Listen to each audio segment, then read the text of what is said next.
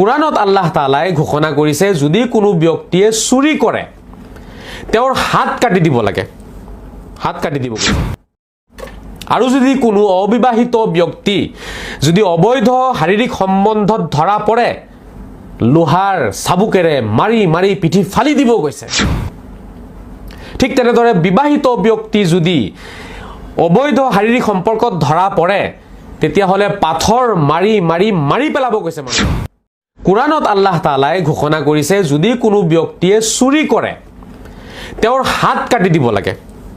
হাত কাটি দিব গৈছে আৰু যদি কোনো অবিবাহিত ব্যক্তি যদি অবৈধ শাৰীৰিক সম্বন্ধত ধৰা পৰে লোহাৰ চাবুকেৰে মাৰি মাৰি পিঠি ফালি দিব গৈছে ঠিক তেনেদৰে বিবাহিত ব্যক্তি যদি অবৈধ শাৰীৰিক সম্পৰ্কত ধৰা পৰে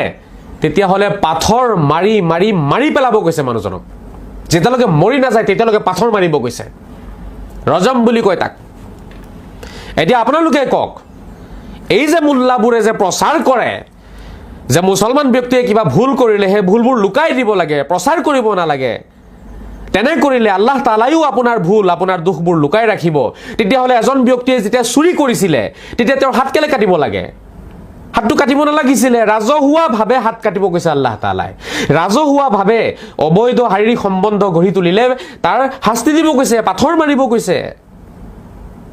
তেতিয়াহ'লে তো আল্লাহ তাআলাই সেইখিনি ক'ব নালাগিছিলে লুকাই দিব ক'ব লাগিছিলে যে নহয় নহয় কোনোবাই চুৰি কৰিছে এজন মুছলমান ব্যক্তি হয় চুৰি কৰিছে লুকাই দিয়া একো ক'ব নালাগে কোনোবাই বেয়া কৰ্মত ধৰা পৰিছে লুকাই দিয়া কোনোবাই যদি মদ খায় ৰাজহুৱাভাৱে পিটন দিব কৈছে ধৰি পেলাই সেইবোৰতো ইছলামৰ আদেশ হয়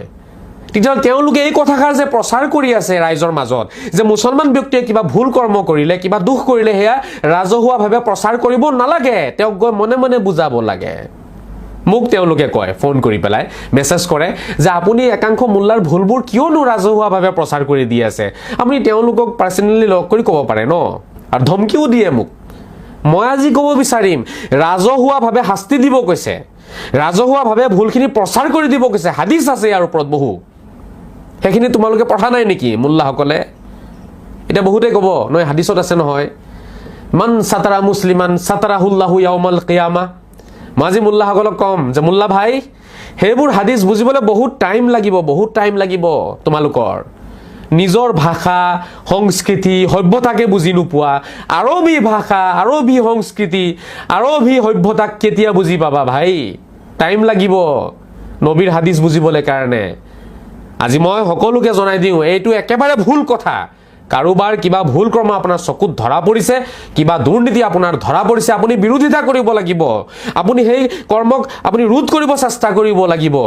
আপুনি ৰাজহুৱাভাৱে প্ৰকাশ কৰিব লাগিব যদি আপুনি প্ৰকাশ নকৰে তেতিয়াহ'লে কিয়ামতৰ দিনা আল্লাহ তাআলাই আপোনাক নৰকত দলিয়াই দিব আপুনি 100টা হজ কৰিলেও বাচিব নোৱাৰে আপুনি গোটেই জীৱন মছজিদত বহি পাৰ কৰি দিলেও আপুনি বাচিব নোৱাৰে যদি আপোনাৰ চকুৰ সন্মুখত কাৰোবাৰ ভুল কৰ্ম যদি ধৰা পৰিছিলে আপুনি দেখিছিলে আপুনি বিৰোধিতা কৰা নাই আপুনি প্ৰচাৰ যদি কৰা নাই তেতিয়াহ'লে